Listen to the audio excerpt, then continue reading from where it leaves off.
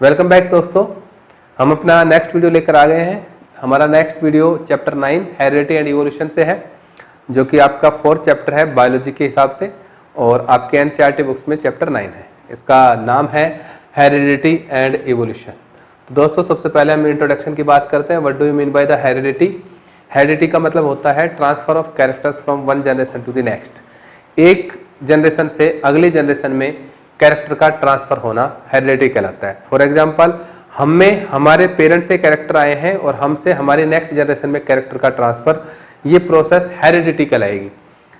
इसके बाद आता है इवोल्यूशन। इवोल्यूशन का मतलब होता है formation of new species is called evolution bye gradual changes over millions of years. लाखों सालों तक लगातार होने वाले परिवर्तनों के कारण नई स्पीसीज का बनना, नई जातियों का बनना इवोल्यूशन कहलाता है। इस चैप्टर में ये सारी चीजें हम डिटेल से पढ़ने वाले हैं। हेरिडिटी एंड इवोल्यूशन की ये कैसे होता है, इसको किसने प्रपोज किया और इसके पीछे कौन कौन सी थ्योरी दी गई है। तो चलिए शुरू करते हैं हम अपना चैप्टर 9 और बायोलॉजी के हिसाब से चैप्टर 4 हेरिडिटी एंड इवोल्यूशन। तो देखिए दोस्तों, we have seen that reproductive process giving rise new individuals. हमने अभी रिप्रोडक्शन हाल ही में कंप्लीट किया, जिसमें हमने देखा कि नए इंडिविजुअल्स की उत्पत्ति होती है by the process of reproduction के द्वारा।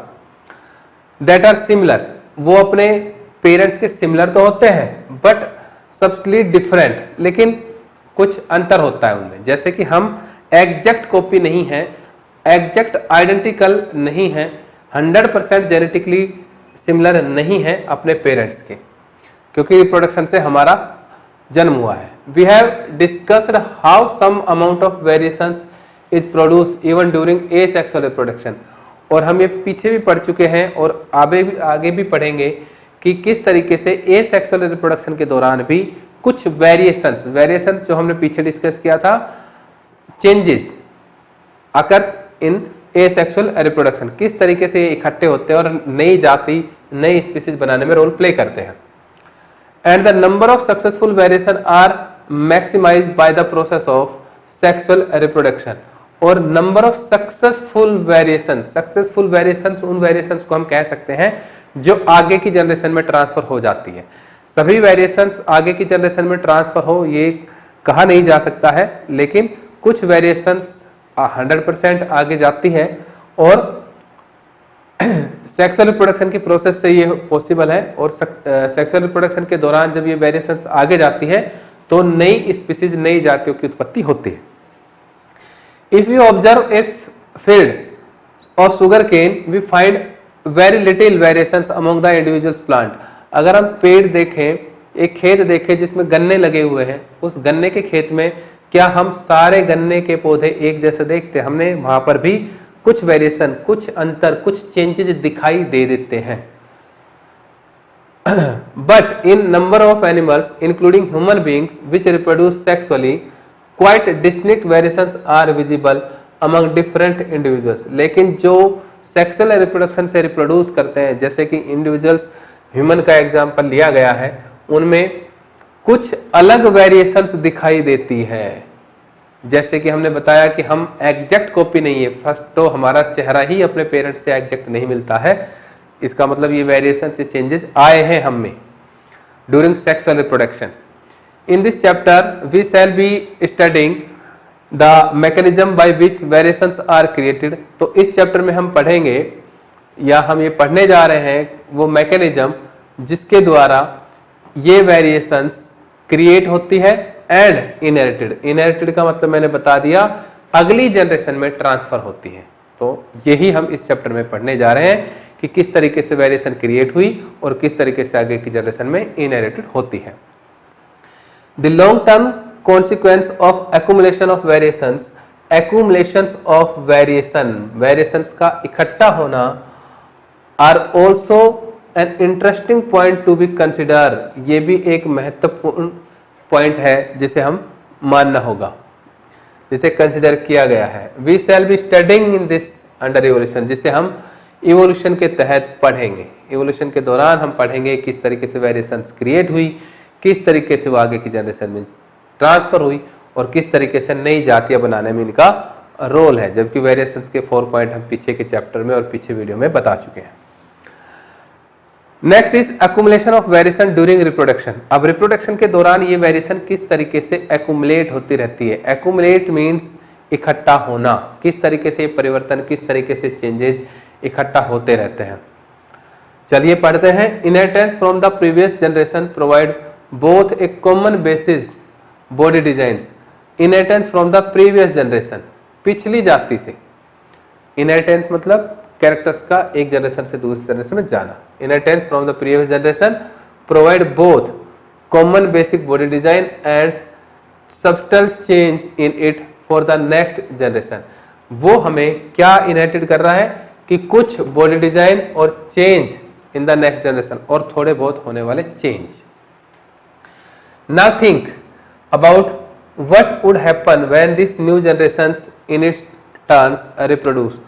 फिर उसके बाद क्या होता है जब ये न्यू जनरेशन जो इस प्रीवियस जनरेशन से प्रोड्यूस हुई है वो रिप्रोड्यूस करेगी तो क्या होगा।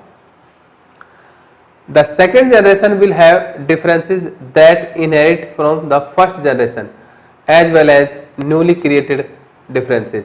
तो क्या होगा कि जब ये फर्स्ट जनरेशन सेकेंड जनरेशन भी जब रिप्रोड्यूस करेगी तो इसमें फर्स्ट जनरेशन से अलग वेरिएशन होंगे, अंतर होंगे, जिसके कारण न्यू डिफरेंसेस क्रिएट होंगे अगली जनरेशन में, यानी कि सेकंड जनरेशन में। यानी कि फर्स्ट जनरेशन फिर रिप्रोड्यूस करेगी, सेकंड आएगी, सेकंड के अंदर फर्स्ट से अलग चेंजेस होंगे, डिफरेंसेस होंगे जो सेकंड के अंदर चले जाएंगे। यानी कि सेम उसी तरीके से कि हम अपने ग्रैंडफादर को देखें तो फादर में डिफरेंसेस है, फादर से हम अपने आप को देखें तो हम अपने डिफरेंस है, और हमसे जो नई जनरेशन रिप्रोड्यूस होगी बाय सेक्सुअल रिप्रोडक्शन तो उनमें भी चेंजेज होंगे, लेकिन वो चेंजेज जिसके कारण हम दिखाई दे रहे हैं वो सारे आइडेंटिकल नहीं है, डिफरेंसेस है, वो दिखाई देंगे, लेकिन बहुत से कैरेक्टर ऐसे हैं जो जनरेशन टू जनरेशन हम में आ भी रहे हैं। तो दोनों तरह की बात हो रही है। कुछ चेंजेज ऐसे हैं जो दिखाई दे रहे हैं जिनके कारण बॉडी डिजाइन, जैसे कुछ चेंजेस ऐसे हैं जो लगातार आ रहे हैं, जैसे बॉडी डिजाइन लगातार आ रहा है वैसा का वैसा बॉडी डिजाइन बनता चला जाता है, लेकिन कुछ चेंजेस ऐसे जो दिखाई नहीं देते पर फिर भी डिफरेंसेस क्रिएट कर देते हैं, जिससे अलग कैरेक्टर्स बनते हैं, नए कैरेक्टर बनते हैं। फिगर 9.1 जो कि दिखाया गया है इधर, I would represent this situation if the single individuals reproduce as happen in the asexual reproduction। यहाँ पर दिखाया गया है कि किस तरीके से एक इंडिविजुअल रिप्रोड्यूस हो रहा है जैसे कि एसेक्सुअल रिप्रोडक्शन में। If one bacterium divides and then the resultant 2 bacteria divides again, the 4 individuals bacteria generated would be very similar। जैसे एक बैक्टीरिया डिवाइड होता है तो 2 बैक्टीरिया बनते हैं, और दोनों बैक्टीरिया वापस डिवाइड होते हैं तो 4 बैक्टीरिया बनते हैं, और लगभग सिमिलरिटीज हैं। ये एक बैक्टीरिया था, इसने दूसरा और तीसरा बैक्टीरिया प्रोड्यूस किया, और इनसे फिर 4th, 5th, 6th और 7th ये बैक्टीरिया प्रोड्यूस हुए, जो कि बिल्कुल पहले और दूसरे बैक्टीरिया के सिमिलर दिखाई दे रहे हैं। There would be only very minor differences between them। इनमें बहुत ही कम अंतर है। Generated due to the small inaccuracies in DNA copying, जो कि ये डिफरेंसेस, जैसे अगर यहाँ पर देखें तो सारा का सारा ब्लू कलर में, और देखो यहाँ पर रेड कलर दिखाया गया है, यहाँ पर ये ग्रीन बना दिया है, यहाँ पर रेड, और यहाँ पर ये चेंज कर दिया है, इसमें इसको चेंज कर दिया है। तो इसका मतलब क्या है कि यहाँ पर डीएनए की कॉपिंग के दौरान कम इनएक्यूरेसी आई, कम गलतियां हुई, कम डिफरेंसेस क्रिएट हुए, तो इनमें बहुत ही कम डिफरेंसेस देखने को मिले। However if sexual reproduction is involved, अगर सेक्सुअल रिप्रोडक्शन के द्वारा ये रिप्रोड्यूस होते, even greater diversity will be generated, तो इनके अंदर अंतर और भी ज्यादा होते। As we will see when discuss the rules of inheritance, जैसा कि हमने रूल्स ऑफ इनहेरिटेंस में पढ़ा है और आगे भी देखेंगे। Do all these variation in a species have equal chance of surviving in the environment in which they find themselves? आपसे लिए एक क्वेश्चन है कि all these variations in a species, किसी भी स्पीसीज में होने वाले ये अंतर, ये changes have equal chance of surviving, क्या बराबर का अवसर मिलता है इन्हें जीने का, सरवाइव करने का? इन द एनवायरमेंट, उस एनवायरमेंट में जिसमें ये अपने आप को पाते हैं। यानी कि अगर किसी इंडिविजुअल में चेंज हो रहा है, वेरिएशंस आ रही हैं, तो क्या ये वेरिएशन सभी जीवों में समान अवसर पैदा करती है सरवाइव करने के लिए चेंज उस एनवायरमेंट में जिसमें वो रहते हैं? Obviously note. तो सब में ऐसा पॉसिबल नहीं है। Depending on the nature of variation, ये डिपेंड करेगा कि वेरिएशन यानी कि अंतर, चेंजेज किस तरह के हैं। डिफरेंट इंडिविजुअल्स वुड हैव, जो अलग अलग इंडिविजुअल्स में होते हैं। डिफरेंट काइंड ऑफ एडवांटेजेस, और उनकी एडवांटेजेस उनके अंदर क्या क्या है, इस बात पर डिपेंड करेगा कि उन्हें सर्वाइवल चांसेस कम होंगे या ज्यादा होंगे। Bacteria that can withstand heat will survive better in A heat wave. जो बैक्टीरिया हीट के अंदर जन्म लेते हैं, हीट के अंदर रिप्रोड्यूस करते हैं, तो वो हीट के अंदर ज्यादा सर्वाइव करेंगे। As we have discuss earlier, जो कि हम पीछे डिस्कस कर चुके हैं। Selection of variant by environmental factors form the basis of evolutionary process. Selection of the variant, variant का मतलब कि जो वेरिएशन के बाद बना है उसका सिलेक्शन नेचर पर डिपेंड करता है, एनवायरमेंटल फैक्टर पर डिपेंड करता है, और जिससे इवोल्यूशनरी प्रोसेस पर डिपेंड करेगा या इवोल्यूशनरी प्रोसेस का आधार बनेगा। As we will discuss in later section, जो इसके बारे में हम इसी चैप्टर में अगले सेक्शंस में या कुछ सेक्शन के बाद पढ़ेंगे। तो यहाँ पर आपसे हमने क्या डिस्कस किया, अगर इन शॉर्ट देखा जाए तो हमने यहाँ पर what do you mean by the variations, how does these variations accumulate, how does these variations transmit to the next generation, ये कुछ क्वेश्चंस हमने यहाँ पर पढ़े हैं। आगे हम चलते हैं हेरिडिटी पर। हेरिडिटी जैसे कि मैंने आपको बता दिया, transfer of characters from one generation to the next, तो ये एक प्रोसेस है।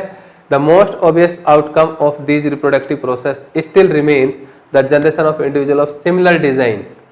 यहाँ पर देखिए, most obvious outcome of the reproductive process, reproductive process के संभावित outcomes still remain the generation individuals, still remain generation of individual similar design. कि अगर सेक्सुअल रिप्रोडक्शन से अगर कोई स्पीसीज प्रोड्यूस हो रही है तो उसका सबसे ज्यादा तो क्या है कि उसका बॉडी डिजाइन सेम रहता है। ये कैरेक्टर तो 100% इनहेरिटेड होता है। जैसे इंसान इतनी बड़ी पॉपुलेशन में है लेकिन सभी का बॉडी डिजाइन सेम है।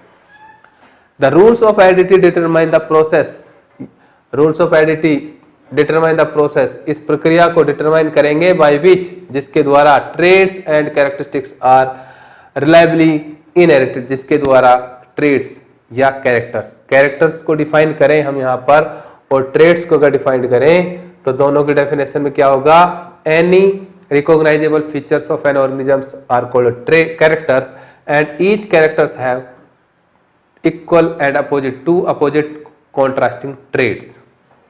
For example, अगर यहाँ पर height एक traits है तो tall and dwarf ये हो जाएंगे traits. तो any recognizable features of an organism is called characters and each character has two opposite traits. तो क्या होगा, the process by which traits and characters are inherited, तो similar design, the rules of heredity determine, heredity के rules ये determine करेंगे किस तरीके से कैरेक्टर्स या ट्रेड्स अगली जनरेशन में इनहेरिटेड होते हैं। Let us take a closer look at these rule, तो इन रूल्स के बारे में थोड़ा नजदीकी से जानते हैं। फर्स्ट है हमारे पास इनहेरिटेड ट्रेड्स, जो ट्रेड्स आगे जाते हैं। What exactly do we mean by similarities and differences, वास्तव में हमारा मतलब समानताओं या अंतर से क्या है, या हम ये पूछते हैं कि समानताएं किन्हें कहते हैं और असमानताएं या अंतर किसे कहते हैं। We know that a child bears all the basic features, एक बच्चा सभी मूलभूत फीचर्स के साथ जन्म लेता है। मनुष्य का बच्चा सभी कैरेक्टर के साथ जन्म लेता है। However it does not look exactly like its parents, लेकिन फिर भी ये बिल्कुल अपने पेरेंट्स के जैसा नहीं दिखता। एंड ह्यूमन पॉपुलेशन, ना ही किसी दूसरे इंसान की तरह पूरी पॉपुलेशन में। Show a great deals of variation, इसके अंदर बहुत से अंतर दिखाई देते हैं। बॉडी डिजाइन सेम है बट कैरेक्टर सारे डिफरेंट है, जबकि ये इनहेरिटेड कैरेक्टर्स की कैटेगरी में भी आ रहा है कि इसमें बहुत से कैरेक्टर पेरेंट्स से इनहेरिटेड हुए, फिर भी ये उनके जैसा या पॉपुलेशन ह्यूमन पॉपुलेशन के जैसा नहीं होता, उनसे किसी से मैच नहीं करता बॉडी डिजाइन के अलावा। एक्टिविटी 9.1 क्या कहती है? Observe the year lobes of all the students in class. आपकी क्लास के ऊपर एक्टिविटी है। Prepare a list of students having free और अटैच ईयर लॉब। इसमें देखिए, यहाँ पर देखिए, ये फ्री ईयर लॉब है, ठीक है, और ये आपका अटैच ईयर लॉब है। इसके बारे में पूछा है कि इसकी टेबल बनानी है। Find out about the year lobes of the parents of each students in the class. फिर उनके पेरेंट्स की ईयर लॉब को देखना है। जो आपकी क्लास में फ्री और अटैच ईयर लॉब वाले बच्चे, उनके पेरेंट्स की ईयर लॉबों को भी चेक करना है।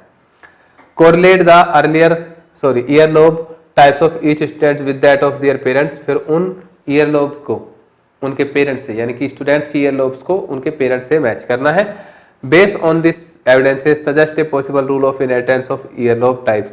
और फिर आपको बताना है कि संभावित कारण, संभावित प्रोसेस क्या है कि फ्री ईयर लोब्स वाले बच्चों के अंदर उनके फ्री ईयर लोब वाले पेरेंट्स से कैरेक्टर ट्रांसफर हुआ है अथवा नहीं, या अटैच ईयर लॉब पेरेंट से आया है अथवा नहीं।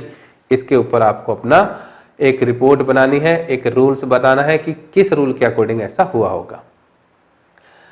Rules for inheritance of traits, Mendel's contribution, कि मेंडल का क्या रोल है ट्रेड्स का इनहेरिटेंस अगली जनरेशन में करने के लिए, होने के लिए। The rules for inheritance of such traits in human beings are related to the fact that both the father and mother contribute practically equal amount of genetic material to the child। ये सब जानते हैं और पढ़ने से पहले भी जानते थे कि रूल्स ऑफ इनहेरिटेंस क्या कहता है कि दोनों माता पिता, यानी कि दोनों parents, both father and mother, both parents contribute practically equal amount of genetic material. दोनों 50-50% equal amount genetic material contribute करते हैं बच्चे के अंदर, यानी कि जो कैरेक्टर्स बच्चे में आते हैं 50% कैरेक्टर्स मदर से और 50% कैरेक्टर्स फादर से बच्चे के अंदर आते हैं।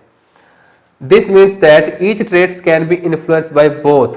इसका मतलब यह है कि हर एक कैरेक्टर्स प्रभावित होता है किसके द्वारा? By both parents, maternal DNA और पैटर्नल डीएनए, दोनों पेरेंट्स के द्वारा, चाहे वो पिता है और चाहे माता है, उनके डीएनए से ही उनके अंदर कैरेक्टर्स प्रभावित होते हैं, ट्रेट्स प्रभावित होते हैं। Thus, for each traits there will be 2 version in each child। इसका मतलब हम क्या कह सकते हैं? हर कैरेक्टर्स के 2 वर्जन हैं, जिसको हमने बताया ट्रेट्स के रूप में। What will then the traits seen in the child will be? तो कौन सा होगा और चाइल्ड में कौन सा दिखाई देगा? भाई 2 पॉसिबल कैरेक्टर्स हो गए, तो बच्चे में कौन सा होगा? अगर हर एक कैरेक्टर्स के 2 ट्रेट्स हैं, हर कैरेक्टर की 2 वर्जन है, तो बच्चे के अंदर कौन सा कैरेक्टर दिखाई देगा?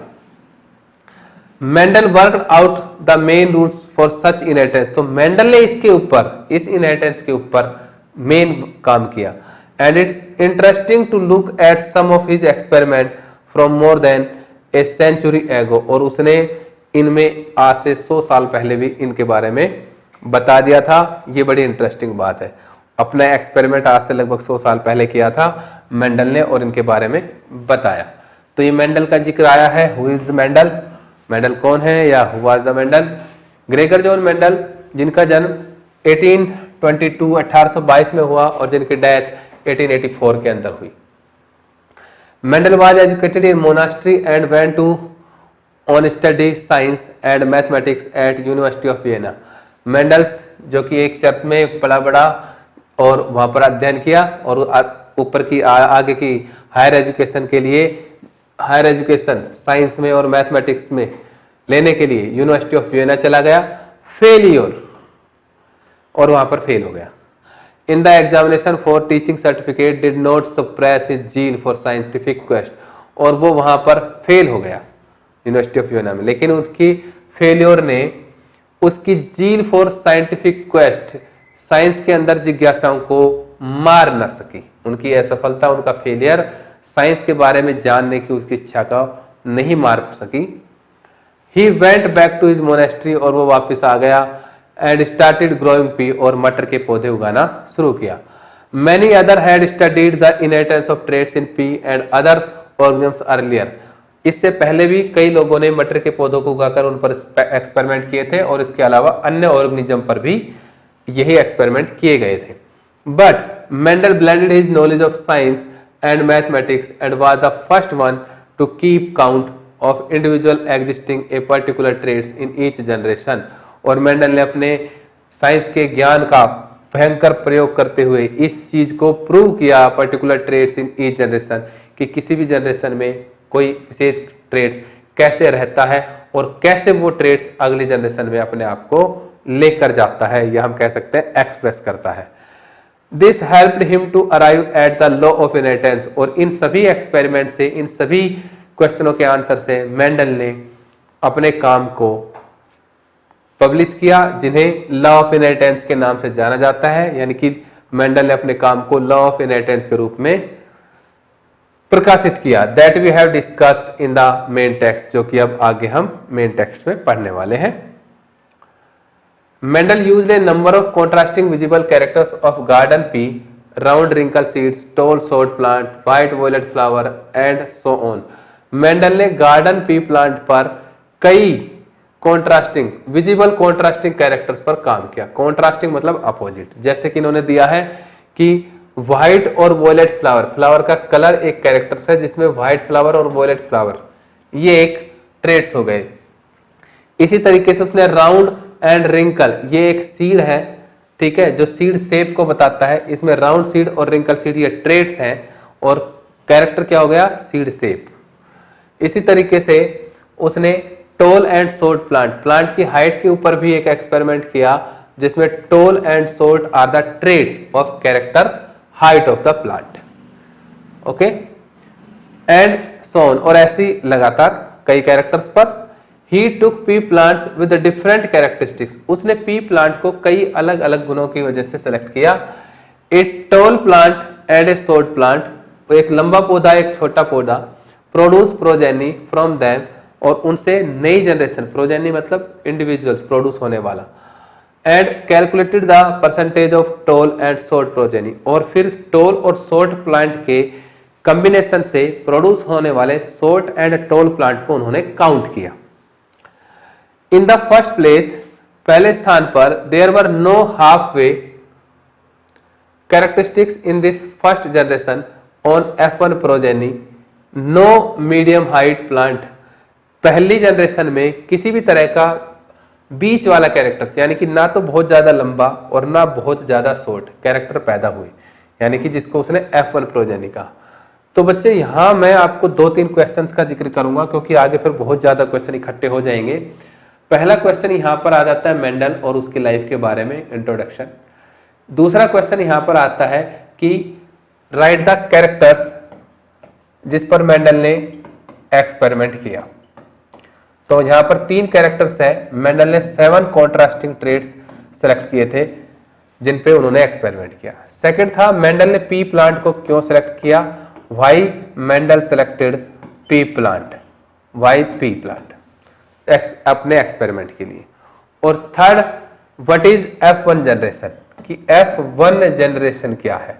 जैसे एक बार बोर्ड ने पूछा था what is the first full form of F1 generation, तो यहां पर F stand for filial, F stand for filial, जिसको फीलियल का मतलब होता है संतानीय, और 1 स्टैंड फॉर 1 एक के लिए, तो प्रथम संतानीय पीढ़ी को F1 कहते हैं। तो प्रथम संतानीय पीढ़ी यानी कि जब उसने टाल प्लांट को शॉर्ट प्लांट के साथ क्रॉस किया, जो कि ये दिखाया गया है, इधर आप देख सकते हैं, वेट एक मिनट, यहां पर देख सकते हैं, ये वाला है, देखिए यहां पर एक टॉल प्लांट को जिसकी हाइट है, इतनी हाइट है, और शॉर्ट प्लांट के साथ क्रॉस कराया गया है, ठीक है। तो जिससे F1 जनरेशन में सारे के सारे प्लांट देखिए सेम हाइट, यानी कि टॉल हाइट के प्लांट प्रोड्यूस हुए हैं, कोई भी प्लांट शॉर्ट नहीं है। तो ये इन्होंने यहां पर जिक्र कर दिया है, यहां से आप समझ भी गए होंगे। उसके बाद ऑल प्लांट वर टॉल, सारे के सारे प्लांट टॉल थे। This mean that only one of the parental traits was seen, not some mixture of two. तो इससे इस बात का प्रूफ हो गया कि केवल एक कैरेक्टर्स यानी कि टोलनेस ही अगली जनरेशन में दिखाई दिया। ऐसा नहीं हुआ कि टोल और सोल्ट दोनों मिक्स हो गए। अगर मिक्स होते तो इंटरमीडिएट हाइट के प्लांट आने थे ना, लेकिन ऐसा नहीं हुआ। तो इसका मतलब सोल्ट अपने आप को एक्सप्रेस नहीं कर पाया, यानी कि दिखाई नहीं दिया, और टोल केवल दिखाई दिया। तो एक कैरेक्टर्स अपने आप को अगली जनरेशन में रिप्रेजेंट कर पाया। इसका मतलब ये था। Were plant in the F1 generation exactly the so the next question was, तो अगला क्वेश्चन था were the tall plant in the F1 generation exactly the same as the tall plant of the parent generation, कि जो tall plant यहां पर produce हुए क्या वो पेरेंट के टोल प्लांट के एग्जैक्टली सिमिलर थे? ये क्वेश्चन आता है। Mendelian experiment test this by getting both the parental plant and these F1 tall plant to reproduce by self pollination. तो मेंडल ने इस चीज को प्रूव करने के लिए कि यहां पर जो टोल प्लांट प्रोड्यूस हुए वो एग्जैक्टली अपने पेरेंट्स के बराबर थे, यानी कि पेरेंट्स के टोल प्लांट के जैसे थे। इस चीज को प्रूव करने के लिए क्या किया मेंडल ने? सारे टोल प्लांट को, देखो यहां पर टोल प्लांट को कैपिटल टी से लिखा गया है दोनों, यहां पर टोल प्लांट आया है कैपिटल टी और स्मॉल टी।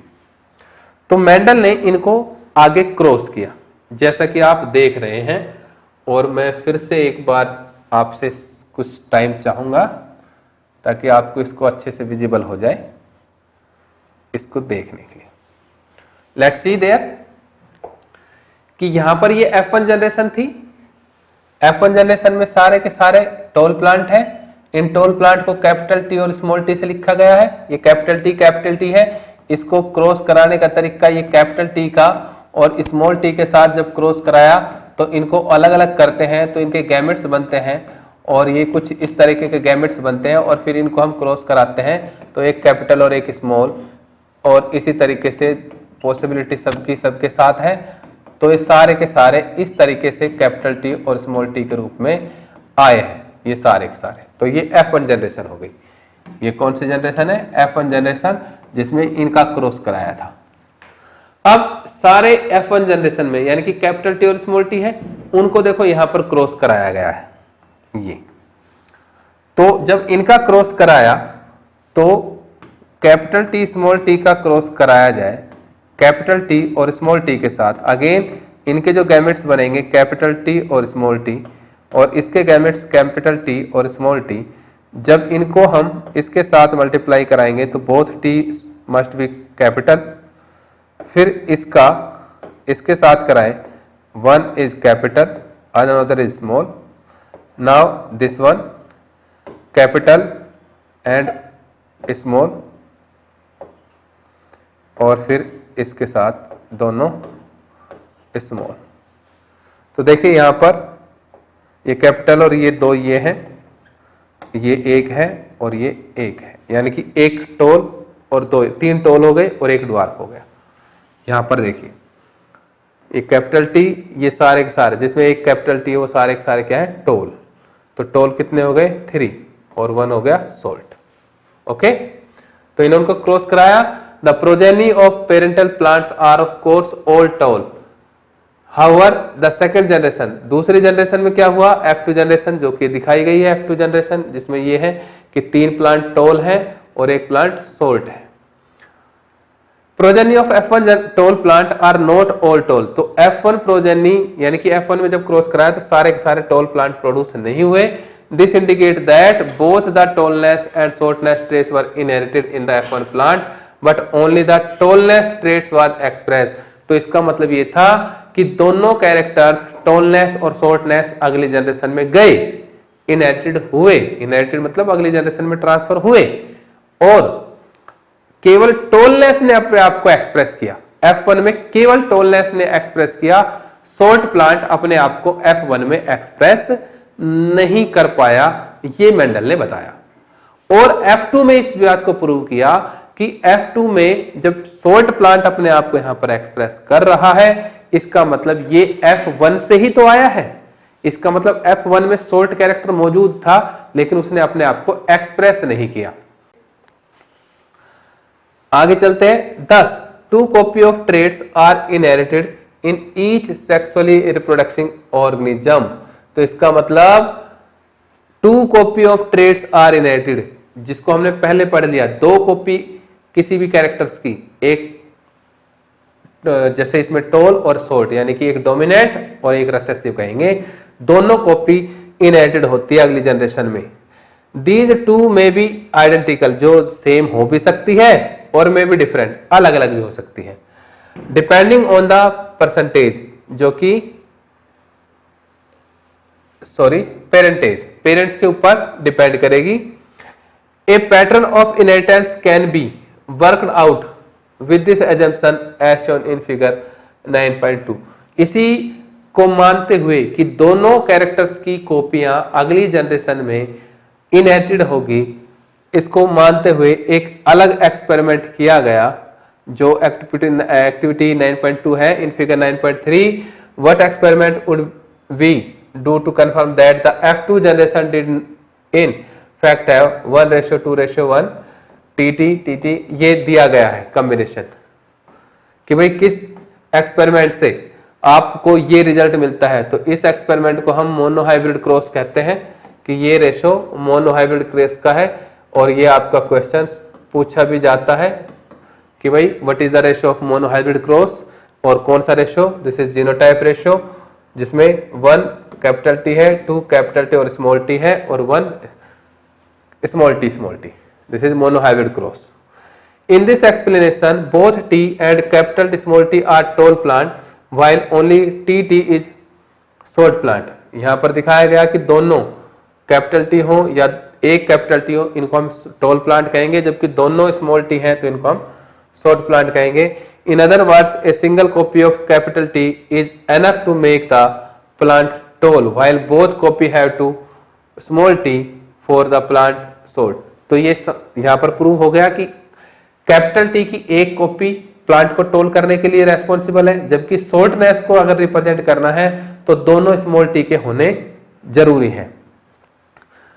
अब जो कि एक कैपिटल T है और वो संभव है कि वो अपने आप को एक्सप्रेस करे, तो ऐसे कैरेक्टर्स को हम डोमिनेंट कैरेक्टर्स कहेंगे।